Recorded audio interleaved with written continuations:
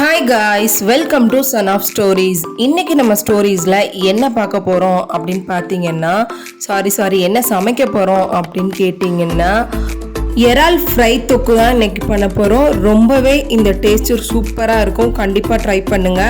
இந்த ரெசிபியை நீங்கள் ட்ரை பண்ணணும்னா இந்த வீடியோவை ஸ்கிப் பண்ணாமல் ஃபுல்லாக பாருங்கள்.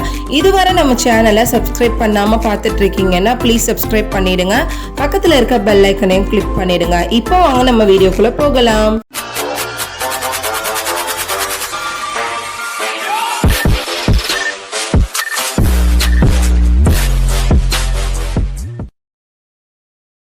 பார்த்தீங்கன்னா நம்ம கிச்சனுக்குள்ள வந்தாச்சு.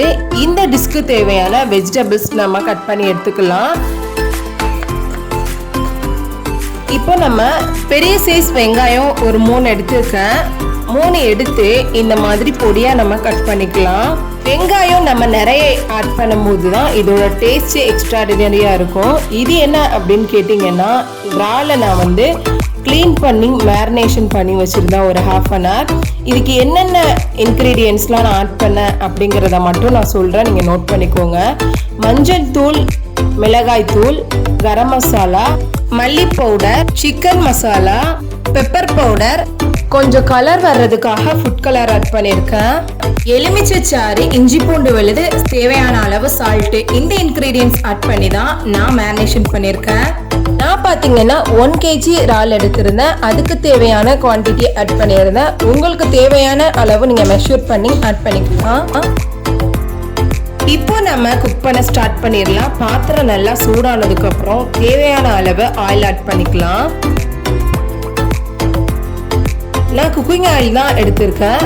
ஆயில் நல்லா சூடானதுக்கு அப்புறம் நம்ம மேரினேஷன் பண்ணி வச்சிருந்த இறாலை அப்படியே நம்ம இது கூட ஆட் பண்ணி நம்ம அடிப்பிடிக்காம கிளறி விட்டுட்டே வரலாம்.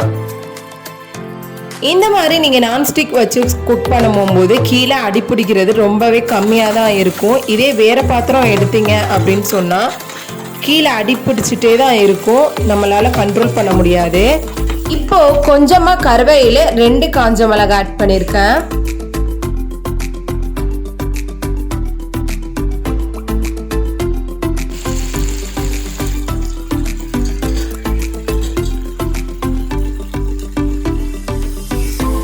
ஒரு 3 to 5 minutes பார்த்தீங்கன்னா குக் ஆகிட்டு இருக்கட்டும். அதுக்கடையில் நம்ம பூண்டு கட் பண்ணிடலாம். பூண்டு 4லேருந்து 5 பல் பூண்டு எடுத்து இந்த மாதிரி சாப்பாக கட் பண்ணி நம்ம இது கூட இப்போ ஆட் பண்ண போகிறோம்.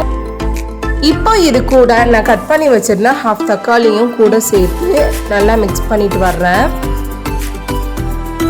நீங்கள் இந்த டிஷ்ஷை 1 time ட்ரை பண்ணி பார்த்தீங்கன்னா உங்கள் எல்லாருக்குமே இந்த டிஷ்ஷோட டேஸ்ட்டு ரொம்பவே பிடிக்க ஆரம்பிச்சிடும். திரும்ப பண்ணுறதுக்கு நீங்களே ரொம்பவே ஆர்வமாக இருப்பீங்க. கண்டிப்பாக ட்ரை பண்ணிவிட்டு எப்படி இருக்குன்னு சொல்லுங்கள். இந்த ஸ்டேஜில் 1/2 teaspoon மல்லித்தூள், அதே அளவு 1/2 teaspoon ஜீரகத்தூள் ஆட் பண்ணி நம்ம மிக்ஸ் பண்ணிக்கலாம். மிக்ஸ் பண்ணதுக்கு அப்புறம் நம்ம கட் பண்ணி வச்சிருந்த வெங்காயத்தையும் இது கூட ஆட் பண்ணி நல்லா கிளறி விடலாம். வெங்காயம் நல்லாவே வதங்கி வரணும், அது வரைக்கும் நம்ம குக் பண்ணணும். இந்த ஸ்டேஜில் பார்த்தீங்கன்னா எனக்கு கொஞ்சம் ஆயில் கம்மியாக இருக்குது அப்படிங்கிறனால நான் 1 tablespoon ஆயில் ஆட் பண்ணியிருக்கேன். உங்களுக்கும் இந்த மாதிரி ஆயில் கம்மியாக இருக்குன்னு ஃபீல் பண்ணிங்கன்னா நீங்கள் தாராளமாக இந்த மாதிரி இடையில ஆயில் ஆட் பண்ணி குக் பண்ணலாம்.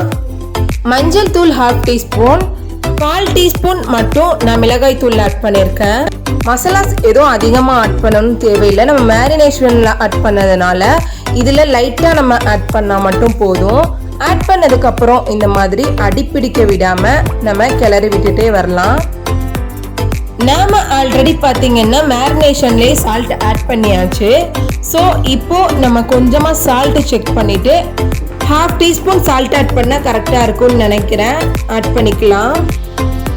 ஸ்டவ் ஆஃப் பண்ணுறதுக்கு ஒரு 2 minutesக்கு முன்னாடி நம்ம கொஞ்சமாக பெப்பர் பவுடரும் மல்லி இலையும் ஆட் பண்ணிவிட்டு நல்லா மிக்ஸ் பண்ணி விட்டுக்கலாம்.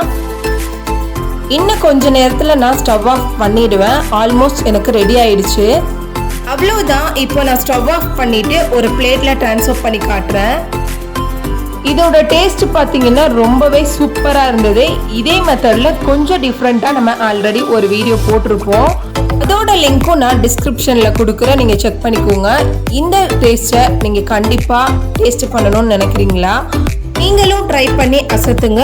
உங்கள் வீட்டில் உள்ள எல்லாருக்குமே ரொம்ப பிடிக்கும். இந்த வீடியோ உங்களுக்கு பிடிச்சிருக்கும்னு நம்புகிறேன். இந்த வீடியோ உங்களுக்கு பிடிச்சிருந்தா லைக் பண்ணுங்கள், ஷேர் பண்ணுங்கள், சப்ஸ்கிரைப் பண்ணுங்கள். பக்கத்தில் இருக்க பெல் ஐக்கனையும் கிளிக் பண்ணுங்கள். அப்போ தான் நம்ம போடுற புது புது டிஃப்ரெண்ட்டான வீடியோஸ் எல்லாம் உங்கள் நோட்டிஃபிகேஷனில் வந்து டெலிவரி ஆகும். தேங்க்ஸ் ஃபார் வாட்சிங். பாய்.